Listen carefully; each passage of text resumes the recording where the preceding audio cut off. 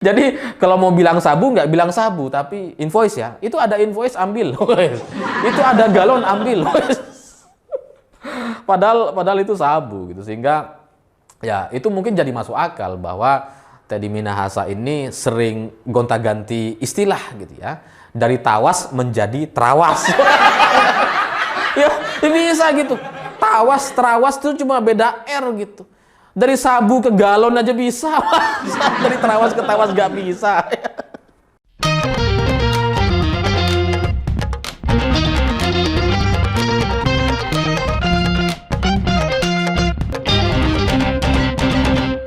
Selamat malam para mantan. Selamat malam untuk semua mantan-mantan kalian yang pernah typo dan memiliki makna yang berbeda.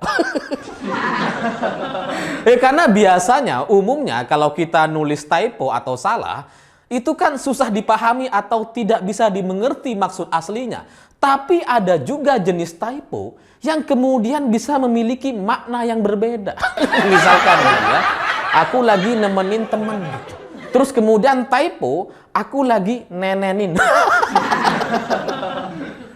Fatal nih. Atau misalkan ada teman kalian yang sedang sakit, terus kemudian kita doakan gitu ya, kalau orang Jawa ya semoga ndang mari maksudnya gitu ya. Tapi kemudian typo jadi mati. Bahaya itu. Nah, cerita-cerita semacam itu bagi saya jadi mirip sekali dengan cerita persidangan kasus narkoba Teddy Minahasa, karena sempat ada typo gitu antara terawas dan tawas. Ya, karena dalam percakapan WhatsApp gitu ya, Teddy Minahasa ini sempat meminta kepada Dodi atau bawahannya itu untuk mengganti barang bukti dengan tawas. Tapi tertulis terawas ya. Jadi ketika ditanyakan di persidangan, si Teddy Minahasa nggak ngaku gitu. Saya tidak pernah nulis tawas, tapi terawas. Cuma kan kalau kita baca gitu ya, mengganti BB dengan terawas, ini maksudnya apa? Mengganti barang bukti dengan kecamatan. Susah gitu ya. Kecamatan mau dibawa-bawa, minta dijual. Susah. Makanya dari typo ini yang kemudian sempat dibantah sama Teddy Minahasa, itu maksudnya tidak pernah dia menulis tawas gitu ya. Itu sampai bikin pengadilan itu ketawa semua. Ya kecuali Teddy Minahasa gitu, dia tetap tegang. Ya mungkin maksudnya biar cepat selesai gitu ya. Karena kalau tegang itu biasanya ya cepat selesai. Dan dari cerita kasus narkoba yang melibatkan Jenderal Teddy Minahasa ini, bagi saya ini seperti satu pembuktian bahwa ternyata apa yang digosipkan atau menjadi pembicaraan di kalangan masyarakat awam itu ternyata sekarang ada buktinya gitu. Karena sebelum-sebelumnya kita itu tahu gitu. Kita itu sering dengar kalau orang yang mengedarkan narkoba di Indonesia itu ya anggota kepolisian juga gitu. Tapi kita nggak ada bukti gitu. Ya sebenarnya ada juga sih beberapa kali anggota kepolisian itu ada yang tertangkap karena mengedarkan atau menjual narkoba. Ada, tapi jumlahnya itu kecil gitu. Cuma gram-graman dan itu tidak sindikat gitu. Tidak seperti yang kita yakini atau digosipkan oleh banyak orang yang ini ada instruksi dari atasan misalkan gitu ya. Itu nggak seperti itu. Tapi dengan kasus narkoba yang melibatkan Teddy Minahasa ini akhirnya terbongkar semua. Bahwa ternyata apa yang menjadi pembicaraan kita selama ini itu benar-benar terjadi di kepolisian gitu. Sehingga dari cerita ini kemudian membungka banyak cerita yang sebelumnya kita juga nggak pernah tahu bahwa ini bisa terjadi di Indonesia. Karena menurut cerita Linda, seorang cepu ibu-ibu yang cukup rapi sebenarnya, orangnya tidak seperti mafia gitu ya. Itu kan ceritanya tuh luar biasa hebat dia gitu ya. Dia bisa memberikan informasi bahwa akan ada penyelundupan barang sabu-sabu dari Vietnam sebesar 2 ton. Dan gara-gara informasi dari Linda ini, itu kemudian Teddy Minahasa dan teman-temannya itu melakukan operasi khusus. Dan operasi khusus ini, itu bahkan minta izin ke Kapolri. Dan disetujui gitu, karena dalam operasi khusus ini, itu tidak hanya ada antara Teddy Minahasa dengan Linda gitu ya, tapi juga melibatkan 31 orang dalam satu kapal untuk melakukan penangkapan kepada penyelundup narkoba sebesar 2 ton dari Vietnam gitu. Dan ini adalah informasi yang nampaknya cukup kredibel sehingga ya membuat jenderal kemudian izin ke Kapolri, membuat tim operasi khusus ini kan pasti sangat dipercaya informasinya gitu. Dan mungkin sampai sekarang banyak orang juga yang meragukan gitu ya. Masa iya sih 2 ton masuk ke Indonesia, apa bisa gitu ya. Itu juga yang kemudian dipertanyakan sama beberapa orang yang agak nggak percaya gitu. Tapi kalau kita berkaca kepada kasus sebelumnya, berita sebelumnya, itu pernah terjadi ternyata gitu ya. Bahwa di tahun 2022 itu sempat ada penyelundupan sabu-sabu sebesar 1 ton dan itu berhasil digagalkan. Jadi sabu-sabu yang masuk ke Indonesia itu sudah levelnya bukan lagi kiloan atau gram-graman, tapi sudah tontonan gitu. Ya karena sudah terbukti pernah terjadi, pernah dilakukan penangkapan, dan ini dari cerita Teddy Minahasa gitu ya. Meskipun ini tidak terjadi gitu ya, penyelundupannya itu batal atau gagal misinya, tapi kan ini bisa kita yakini sebagai sebuah fakta yang nggak bisa kita tolak gitu. Karena pernah kok ada penyelundupan dan kemudian ketangkep gitu. Sehingga dari sini saya menyimpulkan, ya silahkan teman-teman itu bisa menyalahkan atau membenarkan kesimpulan saya. Saya menyimpulkan bahwa sabu-sabu yang masuk ke Indonesia itu memang sudah bertonton gitu. Memang sudah dikondisikan sedemikian rupa untuk merusak generasi anak muda di Indonesia. Ya karena kalau pernah tertangkap 1 kali terkait penyelundupan 1 ton, itu kan artinya udah biasa gitu. Menyelundupkan barang 1 ton itu nggak mudah. Kita mau ekspor barang aja, ekspor gitu ya, yang resmi, yang legal, kalau sampai tontonan itu pasti bukan yang pertama. Itu pasti kita sudah pernah biasa atau beberapa kali melakukannya, sehingga yang masuk ke Indonesia sabu-sabu itu ternyata sudah bertonton dari luar negeri. Sehingga dari cerita ini maka masuk akal kalau kemudian sabu-sabu yang ada di Indonesia ini ya kayak stabil gitu. Ya pasokannya tetap stabil, ada terus gitu ya. Ada orang ditangkap tapi sabu-sabunya ada terus. Harganya stabil juga, nggak naik-naik banget lah, stabil gitu. Sehingga para pecandu narkoba di Indonesia atau para pemakainya itu tidak pernah sampai kemudian kekurangan atau kehabisan gitu. Ada terus stoknya karena dijaga gitu.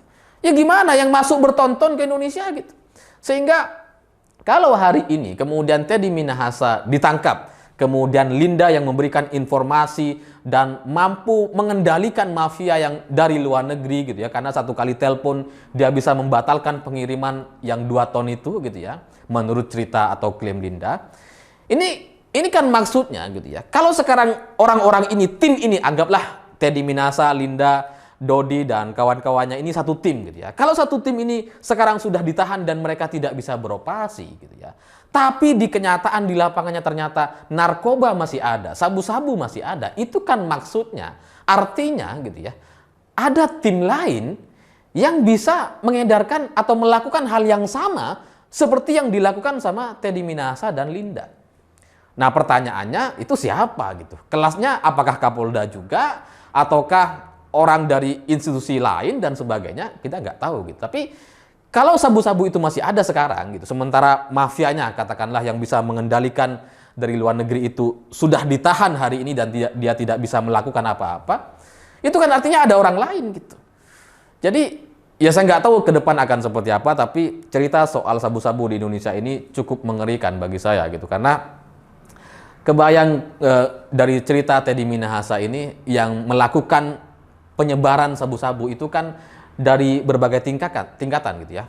Dari Kapolda itu yang terima beresnya gitu, kemudian Kapolres orang yang mengendalikan barangnya, terus yang menyebarkan barang itu tingkat Kapolsek. Karena pelakunya ya Kapolda, Kapolres, Kapolsek gitu. Ini ngeri gitu ya. Jadi yang menguasai barangnya Kapolres, yang mengedarkan Kapolsek. Nah, Linda sebagai cepunya atau sebagai orang yang menengahinya ini menghubungkan ketiganya. Dia yang bisa menghubungkan dengan penjual gitu. Jadi dia meyakinkan kepada penjual, oh ini barang aman, nggak akan ketangkep dan sebagainya. Jadi dari cerita Linda atau kasus Teddy Minahasa ini membuat cerita sabu-sabu di Indonesia itu mestinya bisa ditangani dengan lebih baik ke depan. Karena polanya sudah ketahuan gitu ya, pelaku-pelakunya sudah ketahuan gitu, sehingga kalau masih ada sabu-sabu, maka mungkin gitu ya, mungkin pelakunya ya tim yang seperti ini gitu. Lalu di luar itu saya ngelihat juga cerita atau cara mereka mendapatkan sabu-sabu itu sudah seperti sangat profesional sekali gitu. Karena dalam kasus yang ada di persidangan itu kan sebenarnya kasusnya soal 5 kg sabu. Jadi ada penangkapan dan kemudian ada barang bukti sebesar 40 kg. Diambillah 5 kg itu yang kemudian diganti dengan tawas gitu ya. Nah 5 kilo inilah yang kemudian dijual ke pengedar. Ya, dijual oleh Linda kepada orang-orangnya. Dan ngelihat dari motif yang dilakukan oleh Linda gitu ya, Linda ini kan sempat awalnya itu dia ingin pergi ke Brunei untuk menjual barang keris gitu ya. Lalu kemudian dia nggak punya ongkos, dia mintalah ke Teddy Minahasa, dan Teddy Minahasa menjawab, ini nih ada barang, kamu edarkan, kamu cari lawan gitu. Jadi ini sudah seperti terjadi pola dan sudah terbiasa sekali melakukan sebelumnya. Karena kalau orang nggak biasa menjual sabu-sabu, misalkan kita disuruh jual sabu-sabu, kita pasti bingung gitu. Kita mau jual kemana, harganya berapa, jualnya gram apa kiloan, itu pasti bingung gitu.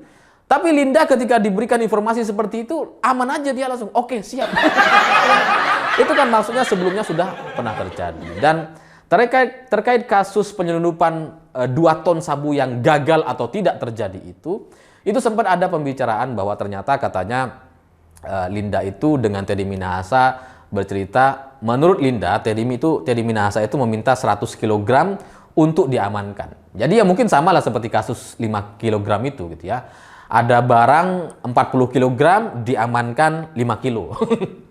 Terus kemudian ada barang 2 ton terus minta diamankan 100 kg. Jadi ya seperti terbiasa gitu. Seperti sudah sebelum-sebelumnya itu sudah biasa mereka lakukan. Sehingga dari sini gitu ya, saya ngelihat bahwa apa yang terjadi di Indonesia hari ini itu perusakan terhadap anak bangsa itu terjadi secara terstruktur, sistematis, dan nggak ketahuan. Karena aman, karena yang melakukan adalah penegak hukum gitu. Sehingga ya nggak tahu apakah ini bisa benar-benar diberantas, tapi bagi saya dalam kesimpulan saya, kalau kita mau memberantas sabu-sabu yang ada di Indonesia, narkoba dan sebagainya gitu ya, itu ternyata bisa kalau memang penegak hukumnya itu atau kita semua benar-benar ingin melawan aksi-aksi ini.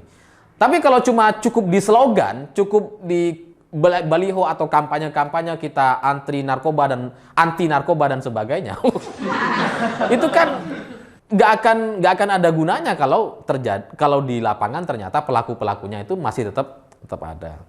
Lalu yang menarik juga perhatian dari kasus ini adalah soal istilah-istilah yang disampaikan oleh Teddy Minahasa, bahwa sabu-sabu itu diganti dengan istilah invoice, galon, dan sembako. Jadi kalau mau bilang sabu nggak bilang sabu tapi invoice ya. Itu ada invoice ambil. Itu ada galon ambil. Padahal itu sabu gitu. Sehingga ya itu mungkin jadi masuk akal bahwa Teddy Minahasa ini sering gonta-ganti istilah gitu ya. Dari tawas menjadi terawas. Ya, bisa gitu. Tawas, terawas itu cuma beda R gitu. Dari sabu ke galon aja bisa. Dari terawas ke tawas nggak bisa. Bisa. Selain praktek penjualan sabu-sabu dan peredarannya di Indonesia gitu ya, ini juga ada satu cerita bahwa Kapolres atau Dodi Kapolres yang menguasai barang itu sempat ada muncul cerita bahwa dia ini ingin dipromosikan menjadi kombes gitu. Jadi karena dia ingin dipromosikan menjadi kombes, maka dia butuh uang untuk nembak ke Mabes katanya. Jadi ya sekali lagi ini nggak tahu. Kita juga selama ini sering dengar gitu bahwa kalau polisi pengen naik pangkat itu ya bayar gitu. Tapi kan nggak ada buktinya gitu. Sehingga dari cerita ini yang ada di pengadilan yaitu mungkin perlu dibuktikan juga.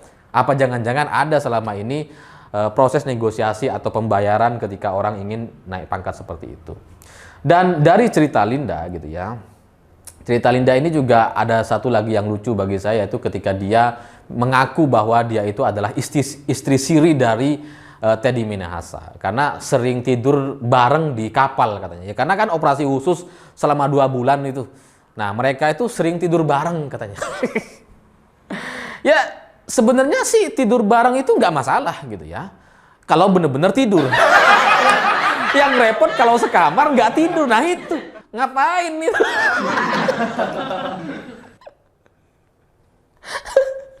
Dan Linda ini lagi-lagi menunjukkan satu cerita lucu di tengah ketegangan soal kasus narkoba gitu. Karena ketika ditanya sama hakim gitu ya, dia ini kan ditanya pekerjaannya sebagai apa. Dia mengaku sebagai informan atau agent gitu. Sehingga ketika ketangkep sama kepolisian dari Polda Metro Jaya, itu Polda Metro katanya sempat kaget lah, kok kamu katanya, kok kamu yang terlibat gitu. Sehingga dari sini hakim itu sempat bertanya gitu ya, keahlian dia apa untuk bisa sampai menjadi agent. Ternyata setelah kita telusuri gitu ya, keahliannya adalah pijit plus. Hebat juga gitu ya, pijit plus bisa jadi agent. Ini bahaya sekali nih panti pijit ini. Jangan-jangan agent semua mereka itu. Tapi kesimpulan saya dari seorang Linda yang cukup rapi orangnya, nggak kelihatan mafia gitu ya, kelihatan ibu-ibu yang ya baik, punya karir kayaknya bagus gitu ya, karena kan rapi sekali, modis orangnya gitu ya. Saya akhirnya mengerti bahwa seorang mafia gitu ya, yang punya pengaruh luar biasa itu nggak harus menakutkan ternyata. Dan dulu saya nggak percaya cerita atau drama Korea Vincenzo Casano gitu, yang seorang mafia tapi muda gitu ya, terus klimis pakai jas kemana-mana gitu ya, rapi sekali kayak profesional gitu, tapi ternyata dia mafia luar biasa gitu. Tapi sekarang akhirnya saya ngerti bahwa di Indonesia itu ternyata beneran ada, bukan cuma drama gitu. Linda ini benar-benar adalah seorang mafia yang luar biasa, karena dengan satu kali telepon dia bisa membatalkan pengiriman narkoba 2 ton dari Vietnam. Ini luar biasa gitu. Kurang keren apa mafia ini? Ini kayaknya kalau ada Mas Hanung atau produser gitu ya, ini bisa dibikin film. Luar biasa gitu. Dan ya saya nggak tahu pada akhirnya kasus ini akan mengarah kemana. Tapi dalam kesimpulan saya kalau ngelihat cerita-ceritanya, ya soal narkoba ini sudah nggak termaafkan gitu. Kalau apa yang dilakukan oleh Linda yang kemudian dia mengedarkan, menjual, itu pasti hukuman mati harusnya gitu ya. Apalagi Teddy Minahasa. Karena dalam praktek kasus narkoba yang saya tahu gitu ya, karena saya juga pernah beberapa orang lah, ada tetangga, ada keluarga, bukan keluarga, ada tetangga, ada teman yang pernah terlibat kasus narkoba gitu ya. Itu kan selalu ada tawar-menawar soal posisi atau kasusnya gitu ya. Karena kalau ada orang pemakai gitu ya, itu kemudian ketangkep sama polisi, itu sering atau dalam sepengetahuan saya itu pernah ada yang ditawarkan untuk diganti pasalnya. Dari pasal pemakai menjadi pengedar gitu. Dari pengedar mau diganti jadi pemakai. Nah, ini kalau bayar gitu ya, sempat saya ada tetangga saya tuh diminta 40 juta gitu ya. Karena minjem uangnya ke saya. Katanya mau dibayarkan untuk mengganti pasal. Saya bilang nggak bisa ganti pasal kalau memang dia cuma pemakai. Tapi ini diminta katanya. Jadi ya praktek-praktek itu ada gitu. Dan kemudian ternyata di luar soal praktek-praktek kecil ini ternyata ada yang lebih besar, dan itu melibatkan pengedar-pengedar yang punya jabatan gitu. Sehingga kalau sekarang para pengedar itu diancam dengan hukuman mati, saya nggak ngerti dengan kasus atau posisi Linda, kemudian AKBP Dodi, kemudian Kapolseknya, kemudian Teddy Minahasa sebagai Kapolda, itu mau dihukum apa? Masalah ini bagi saya adalah masalah yang berat gitu, yang sangat fatal gitu. Karena dalam data yang saya baca, itu setiap hari ada 50 orang meninggal dunia karena narkoba. Jadi 1 tahun itu 18.000 orang meninggal dunia karena narkoba, dan itu jauh lebih buruk dibandingkan kasus-kasus yang lain gitu. Ya karena kalau kasus lain misalkan yang meninggal 1 orang atau 2 orang, atau kasus pembunuhan terhadap 2 orang, 3 orang, itu sudah bisa membuat kita marah, murka, emosi dan sebagainya, dan nggak peduli dengan apapun motifnya gitu ya. Apalagi dengan cerita yang ini. Ini sudah melibatkan pembunuhan massal gitu. Bukan cuma 1-2 orang ini. Ya karena setahun 18.000 orang, setiap hari ada 50 orang mati gitu gara-gara narkoba. Pembunuhan massal ini gitu. Jadi ya bagi saya gitu ya, untuk kasus Teddy Minahasa dan kasus narkoba yang beredar di kepolisian ini saya nggak tahu apakah ada hukuman yang lebih buruk dibandingkan hukuman mati. Ya karena kalau untuk melakukan pembunuhan kepada satu orang kemudian berakhir dengan hukuman mati gitu ya, apalagi yang kemudian membunuh setiap hari 50 orang, bahkan 18.000 setiap tahunnya. Pasti lebih buruk dari hukuman mati seharusnya gitu. Tapi ya nggak tahu, itu kita serahkan kepada hakim dan hasil nanti akhirnya seperti apa. Karena ya memang menarik melihat kasus ini, cara berbelit, cara membantah dan sebagainya itu cukup menarik untuk kita perhatikan, karena kuasa hukum dari Teddy Minahasa itu adalah pengacara yang ya cukup terkenal dan dengan kondang profesional sekali, yaitu Hotman Paris gitu. Sehingga alasan-alasan yang bisa diberikan itu menarik untuk kita perhatikan, meskipun secara pribadi saya ngelihat ya kayaknya susah lah ini untuk lewat. untuk lepas kayaknya susah. Jadi ya kita lihat saja hasilnya seperti apa, dan semoga dengan kasus ini menjadi menjadi pelajaran kepada anggota kepolisian yang lain agar ya ini benar-benar dihentikan gitu. Karena kalau nggak dihentikan ya ini akan ada terus gitu. Dan itu akan mencoreng institusi Polri ke depannya. Saya pikir itu. Terima kasih sudah menonton. Begitulah kura-kura.